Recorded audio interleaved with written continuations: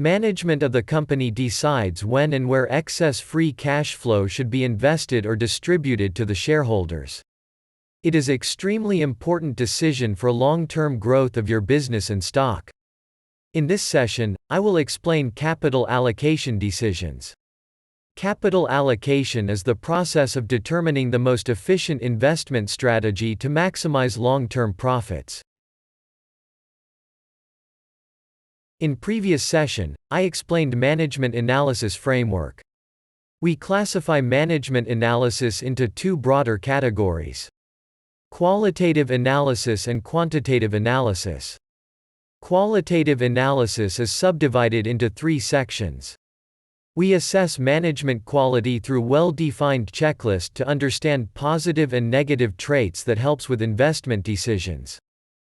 We also ensure management is owner-oriented, having right motivation to take decisions that have positive impact in long term. Lastly, capital allocation decisions to drive long-term growth and appreciation in stock value. Let's get into the details of capital allocation decisions. It's time to go back and recall the sessions related to cash flow statement, and the term free cash flow. Free cash flow is the cash left over after company pays for its operating expenses and capital expenditures. Free cash flow is calculated as cash flow from operation minus capital expenditure. Shareholder-friendly companies typically require management to act in the interest of common shareholders when it comes to deploying free cash flow.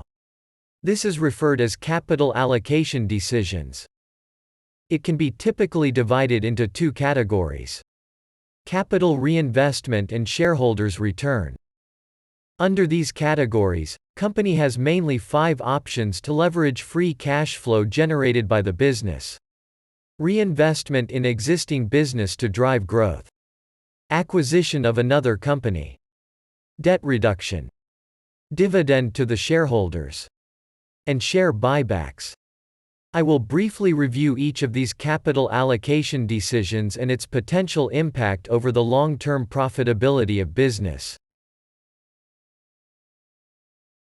Let's start with reinvestment for growth. When company has excess cash, the best option is to reinvest in existing business to drive future growth. This is one of the best options for company to increase output and drive sales growth. A business with high organic growth prospects is potentially great investment that can compound your money over long period of time. There are various ways management can reinvest in existing business. They can spend on research and development to improve existing product or innovate new product. Management can look at opportunities in unexplored regions or international market to drive growth. The other option is to deploy excess cash as acquisition of other businesses. If excess capital cannot be deployed to grow business further, management can decide to acquire another business or competitor. This kind of inorganic growth is mainly achieved through acquisition and merger of other businesses. However, it's important to acquire new company at fair price to utilize shareholders' money wisely and create long-term value. The acquisition done at significantly higher price can potentially kill shareholders' value in long term. Please remember, business that grows organically carry less risk than those that depends on acquisitions. Moreover, acquisition might boost sales in short run, but it might carry considerable risk in terms of added expenses with acquisition and increase in cost due to lack of synergies between two companies. If business cannot reinvest cash to drive growth or acquire another business, the best option is to utilize cash to maximize shareholders' return. The first option is debt reduction. If company has debt, it must pay interest. It's a wise option to repay debt if company does not have any other options to deploy capital at higher rate of return. If the cost of debt capital is higher than you can seek return from holding cash, it makes more sense to pay back the debt. Reduction in debt can boost earning marginally depending on how much is interest component. The second option is dividend. Once your business reserve cash for growth and debt has been repaid, remaining earnings can be distributed as dividend to the shareholders. If company pays higher percentage of free cash flow as dividend, that means there are limited opportunities for growth. We generally prefer companies that can deploy free cash flow in the business itself, grow organically and generate high return on investment in future.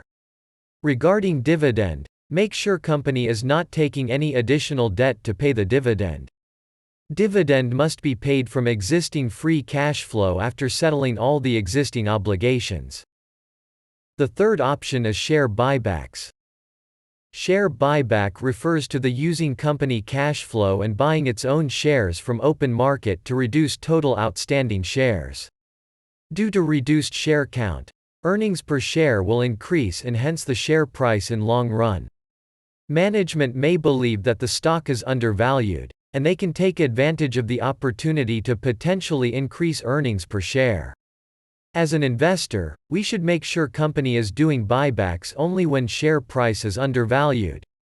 Buybacks done at higher price is not a good use of shareholders' money. Another important motivation for stock buybacks could be management may want to offset dilution from issuing stock options.